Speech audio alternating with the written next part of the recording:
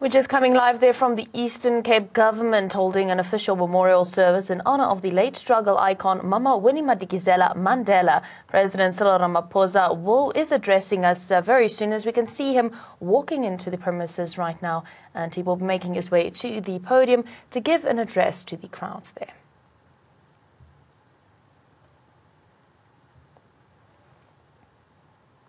We did have Weziwe Tikana, MEC in the Eastern Cape for Transport, speaking and saying just a few words of condolences to the family of Mama Winnie Mandela.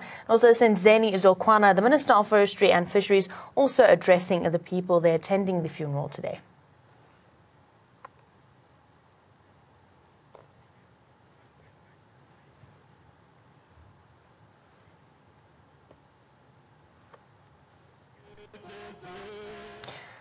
Just as we said, we are waiting for those live visuals, just fixing a feed there from the Eastern Cape government holding the official memorial service to honour the late struggle icon Mama Winnie Mandela. We do know that she passed away last week, and we do know that people are holding 10 days of mourning. The ANC announced 10 days of mourning. We do know that it will be continuing throughout the week until we have her funeral on the weekend.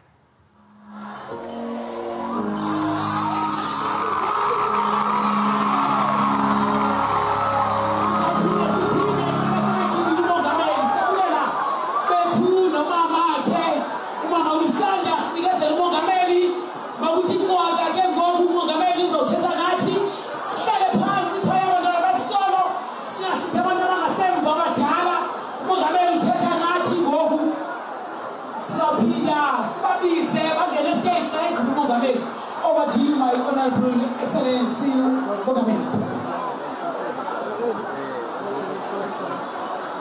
Molweni, Dumela, Sanbonani, Imasiari, Amsin, Uyemeda. Good afternoon. Good afternoon, sir. Ndiyabulela. Mandiqalise ngokubulela program directors ngokuqhuba lo msebenzi omhle kangaka onabantu abayi 26,001.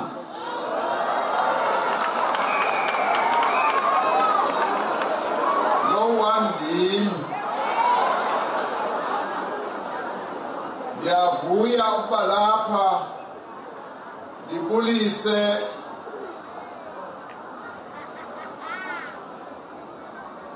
wena oqhuba umsebenzi, ngibulise nabefundisi, ngibulise ngibone ukumkani oza nozuko nabanye ukumkani, ngibulise namakhosi alapha, ngibulise neenkokheli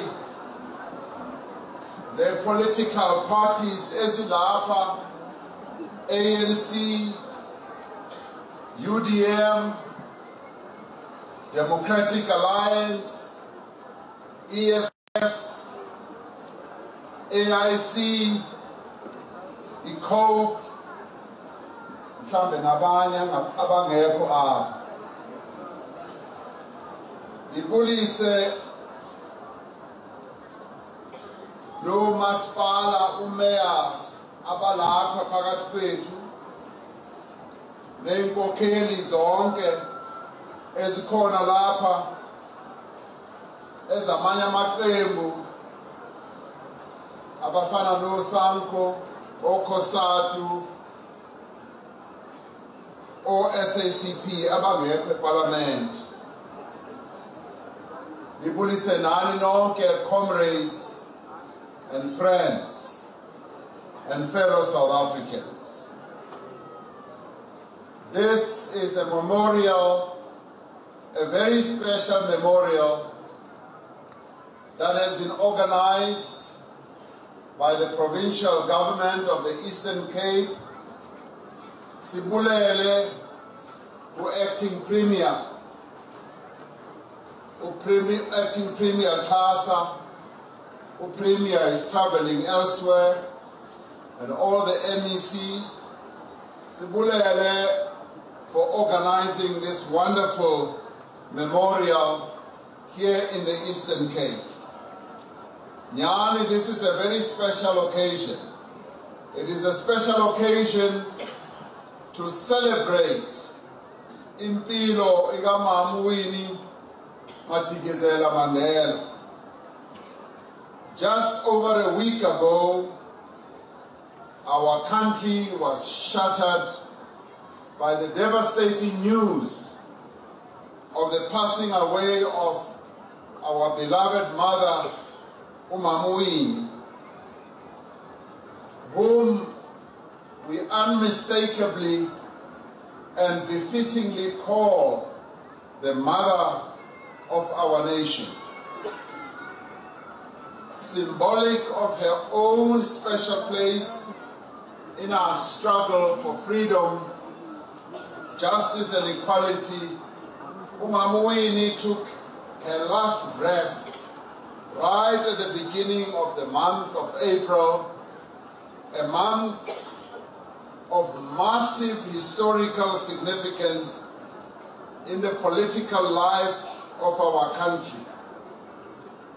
Kulabo abangaqhelanga ukujonga kakuhle, April is quite an important month in the history of our country. Kulo April, the seeds of division, the seeds of oppression, the seeds of colonialism, racism, exploitation and apartheid were planted with the arrival of Jan van Riebeeck in South Africa in April in 1652. It was on this very month, 342 years later, in 1994, that apartheid colonialism was finally uprooted and the oppressed people of our country won their freedom. It also happened in April. In the intervening period, we lost many freedom fighters whose only sin was to defy and undermine the unjust laws of the apartheid regime by boldly asserting that they too were human. Even in this regard, the month of April imposed its political significance by claiming amongst those freedom fighters the most celebrated giants of our revolution. We remember and pay tribute to Chris Tembisile Hani, whose life was brutally cut short by unrepentant apartheid apologists exactly 25 years ago today, in this very month of April. Comrade Chris was indeed a fearless revolutionary whose radical ideas made the apartheid regime very, very uncomfortable. We continue to draw inspiration from him as we pursue our program of radical socio-economic transformation. We also remember the gallant Solomon Kalushi Mahlangu, who never betrayed the cause of freedom even when quite literally confronted with death. We pay homage to the unparalleled icon of our struggle, who also hails from Bizana, our longest-serving president, Isitwalandwe, Comrade Oliver Reginald Tambo. The spirit of President Tambo continues to guide us as we seized with efforts to build a renewed united and totally cohesive ANC that is best placed to serve the interests of the people of South Africa.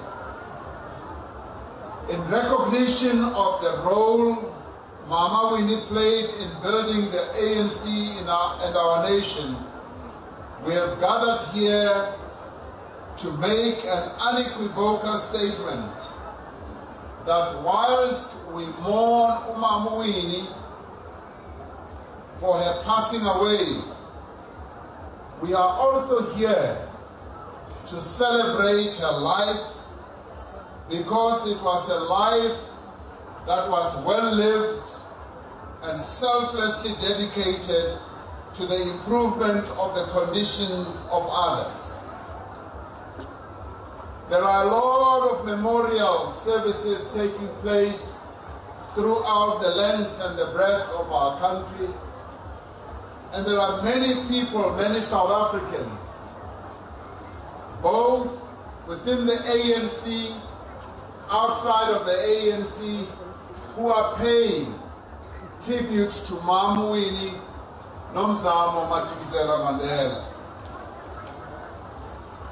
Mama Winnie was a product of her time, but she was also a product of this area where we are today. She was a child of this place where she was born and where she grew up. Earlier this morning, we went to the area where she was actually born, and we met the Madikizela family. Just as we landed from the helicopter, we were immediately greeted by omama baselalini. Kandi babulisa bathi ndinguMadikizela mna, omunye naye uthi uMadikizela. Later I got to hear ukuthi utatomkhulu wakhe wayenabafazi abayi-80 something. Hayi ngabona ukuthi nyani lo tata hayi uye wathatha nyani, bathi wayenamadikazi ayi-3. So namhlanje sivile ukuthiwa bekunomunye uMadikizela naye wayenamakhosikazi ayi-42. So le ndawo ke le mbizane sikuyo, it is the home, the true home of uMama Winnie Nomzamo Madikizela Mandela. We have met her family. Just as you move around, you meet her family. When I spoke earlier at the home, Yenati uMama Winnie had said that she wanted to bring me to Bizana where she was born. I said she had wanted to bring me here. Ndavuma ndathi ewe mama ndifuna ukuya la uvela khona, ndifuna ukuyobona ukuthi la uvela khona bakhona na abantu abahle njengawe na. Beniloko ndimxelela umama, each time I met her, I always said, awu mama awusemhle. Throughout the ages, ndike ndamxelela ndathi hayi into ekhona nje ukuthi ndimncinci. Umadiba if nam bendikhona ngalelo xesha uMadiba edibana nawe, bengizawukhompyutha naye uMadiba nawe. So ndifikile ke apha. As I am here now, I just see indeed ukuthi the beauty that uMama Winnie had in her life is duplicated and replicated by the many beautiful women that I see here in Bizana. Mama Winnie, she joined the ANC and became an activist at a time when the generation before her that of Nelson Mandela and others, had successfully propelled the African National Congress onto a higher terrain of struggle. She was inducted into the radical politics of defiance and non-cooperation with the apartheid regime. And this I got a taste of, because when I was where she was born, Livegutwa, apha lapho umama wina azalwa khona, apha la umama wina akhulele khona, khange kube ne-missionary, khange kube ne-trading station. Abantu baphaya bebeziphilela impilo yabo without being contaminated by colonialism at all in the area where she grew up. And that is where I think she got the seeds of non-cooperation and defiance. She was from the onset part of a determined force of resistance who understood that pacifism was not the answer to repression. She believed quite correctly that freedom would have to be fought for and achieved, and that the methods of struggle chosen by our democratic movement would always have to be commensurate with the strategies employed by the enemy to effect oppression. Her actions were therefore at all times informed by the commitment to enhance the capacity of our movement to fight effectively against apartheid and eliminate anything that threatens to weaken that capacity. Learning from her, and in respect of the current context, we have mobilized our democratic forces to do everything that is possible to enhance our capacity to fight effectively against poverty, against unemployment, and against inequality, as well as to eliminate anything that threatens to weaken that capacity, including selfish acts of grand corruption and state capture. If there was anything Winnie hated, was corruption and this thing, this demon that has come into our midst now called state corruption. Why is state corruption and state capture? I am making this point about Winnie being a product of a time because there are some within our borders and beyond who have sought to demonize her character, even in death, by referring to what they deem to be massive excesses on her praxis of the revolutionary struggle against apartheid. I could not find a better response to these critics than the words of German revolutionary Bertolt Brecht, who, writing in his poem to posterity, advises the generations that will come after him as follows: "You who shall emerge from the flood in which we are sinking, think when you speak of our weaknesses, also of the dark time that brought them forth. For we went changing our country from more often than our shoes. In the class war, despairing when there was only injustice and no resistance, for we knew only too well, even the hatred of squalor makes the brow grow stern. Even anger against injustice makes the voice grow harsh. Alas, we who wish to lay the foundations of kindness, could not ourselves be kind. But you, when at last it comes to pass, that man can help his fellow men. Do not judge us too harshly. Mama Winnie will always have a special place in our hearts.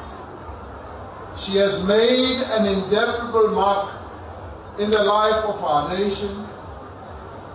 She was a symbol of hope to all the oppressed and a source of courage for those who wanted to fight against injustice.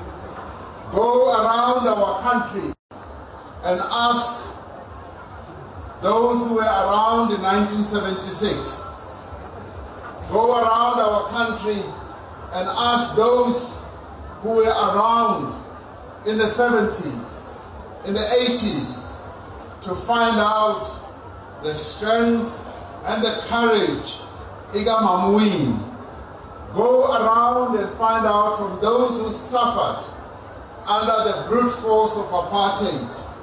You will hear them say there was no one who had more courage, who had more commitment, who was stronger than Umamu Winnie Nomzamo Madikizela Mandela.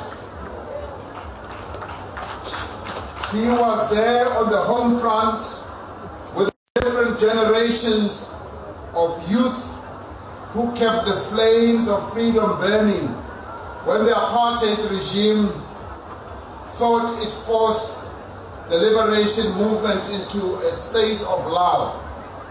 She was there in the 70s, taking advantage of the energies of the youth and guiding a generation that would later change the course of the history of our country for good. She was there to harness the anger and the impatience of young people by recruiting them into the ranks of Umkhonto weSizwe. These are the young people who made up the heroic June 16 detachment to which Solomon Mahlangu belonged. She was there to lend a hand and offer all the necessary political support when pupils who wanted to unambiguously associate with themselves with the Congress movement founded the Congress of South African Students. It is no surprise, therefore, that ICOSAS made her its honorary and lifetime president.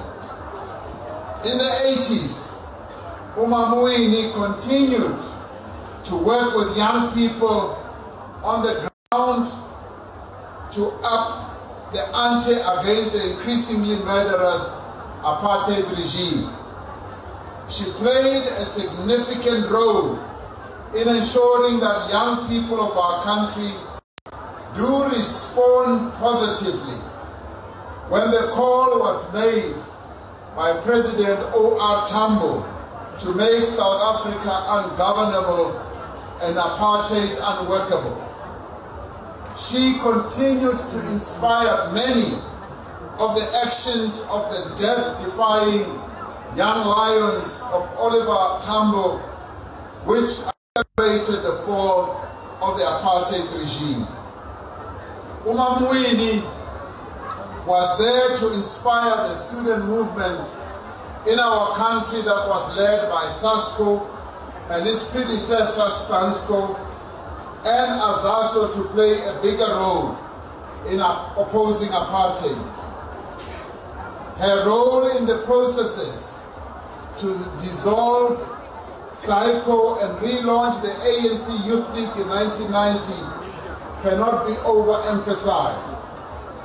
She continued to inspire the militancy of the Youth League even after the 1994 democratic breakthrough, with the intention only to communicate to the ANC that it is not yet Uhuru and that the struggle continues. When the political reasoning of the Youth League came into conflict with that of the leadership of the ANC a few years ago. She was there on the side of young people because she genuinely believed that the contradictions brought about by the Youth League were consistent with the history of the ANC and necessary for a forward movement and momentum to take our country forward. The point I'm trying to make here is that Winnie was always on the side of young people. Because of her age-defying militancy, she identified more with radicalism and impetuousness of the youth than with the conservatism associated with many of her age.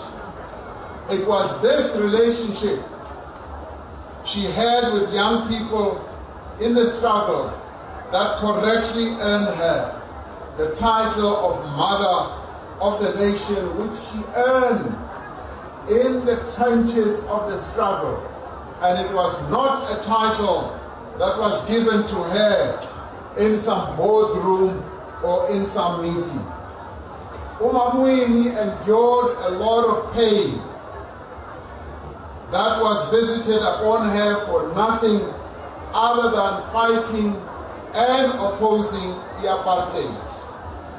If there is a mother of children, if there is a wife, if there is a leader of the women of our country, and if there is a leader of the ANC who endured a lot of struggle, pain, humiliation, and suffering, it is none other than Winnie Mandela.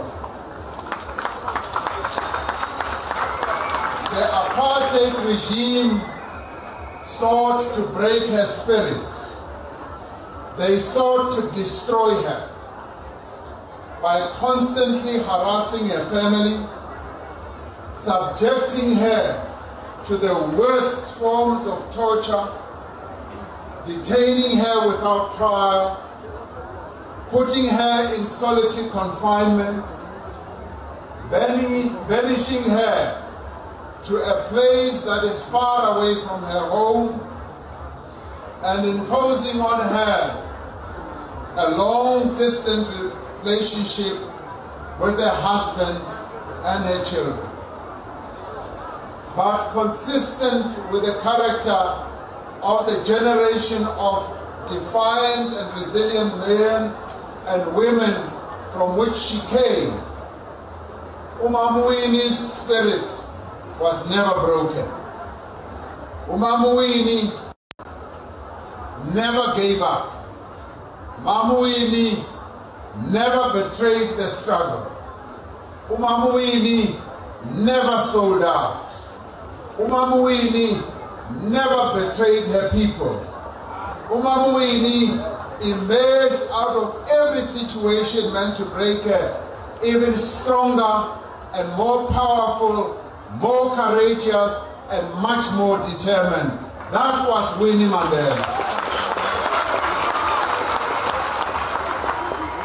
Not once did she succumb to that persistent inner voice that always, in fear of pain and loneliness, offers the unsolicited advice that one must hang up their books and live to fight another day. Abaninzi phakathi kwethu besizawuthi xa sidibana nobunzima uMamwini wadibana nabo besizawuthi hayi mandiyeke ke ngoku mandimele ecaleni kuye abanye phambili okanye mandihlale phansi like ndiphumle.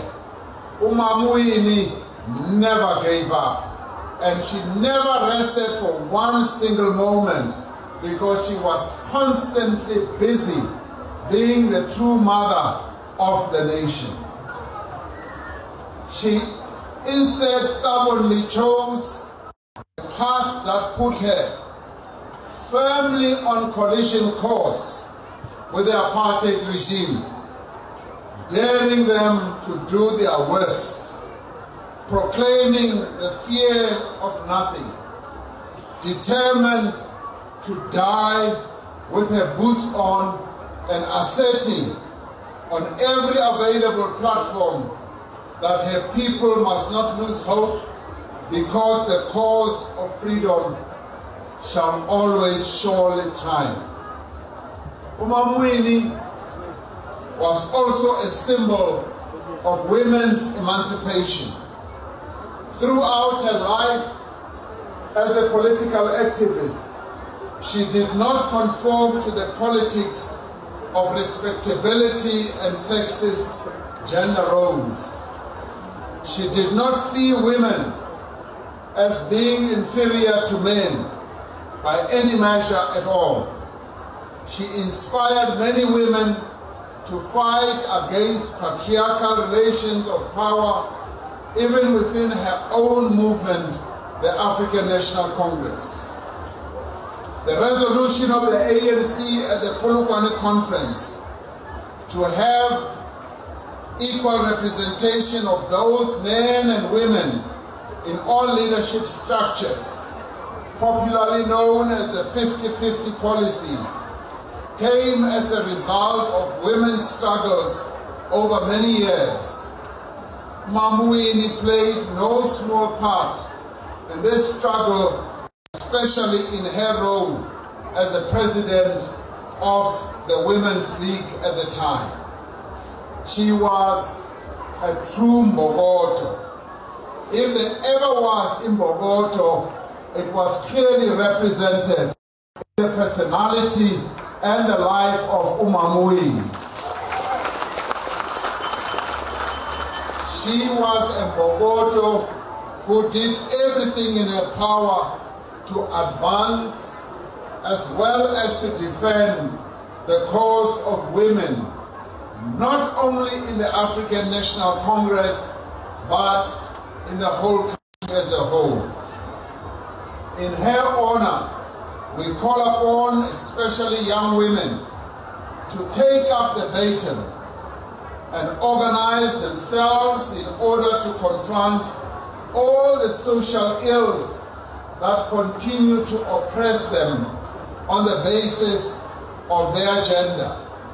We also call upon men in our society to say no to the abuse of women and to denounce and abandon backward patriarchal attitudes towards women. And we say this because Winnie, who we revere and whose life we applaud today, would not approve that men should continue behaving in a patriarchal manner towards women. We are proud that as Winnie departs, she was very happy about some of the resolutions that we took at the 54th National Conference of the ANC. She was particularly happy about the resolutions that form the backbone of our program of radical socio-economic transformation, particularly the one that deals with the expropriation of land without compensation. She was also happy about the resolutions of our conference that focused on the issue of ensuring that we will indeed reduce unemployment in our country, that indeed we will reduce inequality, and that indeed we will reduce poverty in our country. When the top 6 leaders of the ANC went to visit her, she said she was truly honored because it was the first time that the top leaders of the country had come to meet her as a collective, and we were very proud to have done so. We were particularly proud to have done so because that visit, we gave Winnie the honor that she has always deserved, to be respected and to be honored as an icon of our revolution and as a leading light of our struggle as well. We are determined to correct the original sin of the violent dispossession of our people's land and its wealth. We are cognizant of the fact that Winnie will only rest in peace if we restore the dignity of our people by ensuring that, yes, they have an equal claim to the land of their forebears and their birth. And I want to assure all and sundry that this we will not retreat from. We will ensure that what Winnie struggled and fought for, we will want to realize. What she also struggled and fought for was the unity of the African National Congress. When we told her that our conference had resolved that we are going to strengthen the African National Congress, we are going to renew the African National Congress, and we are going to continue uniting the African National Congress, Winnie was overjoyed because she said this has been her lifelong task and she would like to see us achieve that task, and we will unite the African National Congress, her glorious movement. As we continue honoring her legacy, we must seek to emulate her by being honest and hard-working servants of the people of South Africa. Like Winnie, we must have the courage to speak truth to power when we see that things are clearly going wrong. Because Winnie, she always had the courage and the strength and the resolve to speak truth to power. We must work, yes indeed, to renew this movement, to unite this ANC and make it an effective instrument in the hands of our people, yes, to transform the country that she so loved. Winnie, as we will lay her to rest on Saturday, long for a South Africa